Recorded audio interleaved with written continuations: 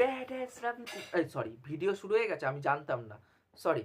নমস্কার বন্ধুরা, আমি তুহিন। এখন কথা বলবো লর্ড হিমেশের ট্রেলার চলে এসে, সরি, লর্ড হিমেশের সিনেমার ট্রেলার চলে এসছে। সিনেমার নাম হচ্ছে ব্যাডাস রবি কুমার।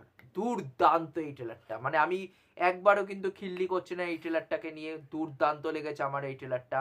আমরা কি দেখেছি লোকি ইউনিভার্সে, আমরা কি দেখেছি স্পাই ইউনিভার্সে, আমরা কি দেখেছি কপি ইউনিভার্সে, আমরা কি দেখেছি হরার কমেডি ইউনিভার্সকে, সব ইউনিভার্সকে বলে বলে গোল দেবে এই টাট্টি ইউনিভার্স। সরি সরি সরি, আপনাদের হয়তো কানটা খারাপ হয়ে গেছে, আমি কিন্তু বলেছি এক্সপোজ ইউনিভার্স।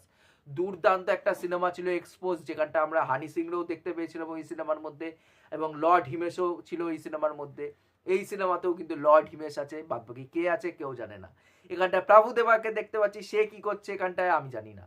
এখানটা বাদবাকি স্টার কাস্টরা কি করছে আমি জানি না। এখানে গল্প কি কারণে আছে আমি জানি না। এখানে কি হচ্ছে, কি কোথায় চলছে গল্প আমি কিচ্ছুই জানি না। আমি অজ্ঞ। আমি বুঝতে চাই এই ট্রেলারটা কিরকম হয়েছে। আমি এখনো পর্যন্ত মাথায় মানে ঠিকঠাক করে কাজ করছে না যে এই ট্রেলারের মধ্যে কি দেখাতে চলেছে। কি মানে নোলানের সিনেমার কনসেপ্টের থেকেও বেশি জটিল মনে হচ্ছে এই সিনেমা। নোলান ওপেনহাইমারে কি দেখিয়েছিল একটা কমপ্লেক্স ক্যারেক্টার, তার থেকেও বেশি কমপ্লেক্স ক্যারেক্টার হচ্ছে ব্যাডাস রবি কুমার। মানে আমি তো ভাই ফার্স্ট ডে ফার্স্ট শো যাবো, যেই সিনেমা আসুক আমি ফার্স্ট ডে ফার্স্ট শো এই সিনেমাটা দেখতে যাবো। আমরা স্পাই ইউনিভার্সে কি দেখেছি, শাহরুখ ধুস পারে নাকি অভিনয় করতে, সালমান ধুস পারে নাকি অভিনয় করতে, এখানটায় ঋত্বিক রোশন সেও পারে নাকি অভিনয় করতে, তাদেরকে বলে বলে বলে বলে গোল দিতে এসছে এখানটায় লর্ড হিমেশ। দুর্দান্ত একটা ট্রেলার, দুর্দান্ত লুক অ্যান্ড ফিল।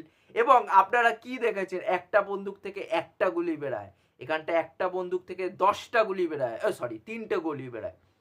এখানটা ভিএফএক্স এর কাজ, মানে মার্ভেলে আমরা কি ভিএফএক্স দেখেছি, মার্ভেলে কিচ্ছু ভিএফএক্স দেখিনি ভাই।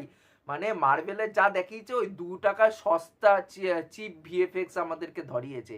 এই সিনেমাতে ভিএফএক্স এর কাজ উচ্চ মানের, এতটাই উচ্চ মানের যে সেটা চোখে দেখা যায় না। তা ওভারঅলে ট্রেলারটা আমার খুবই দুর্দান্ত লেগেছে, মানে এতটা ভালো ট্রেলার জন্মান্তরেও দেখতে পাইনি।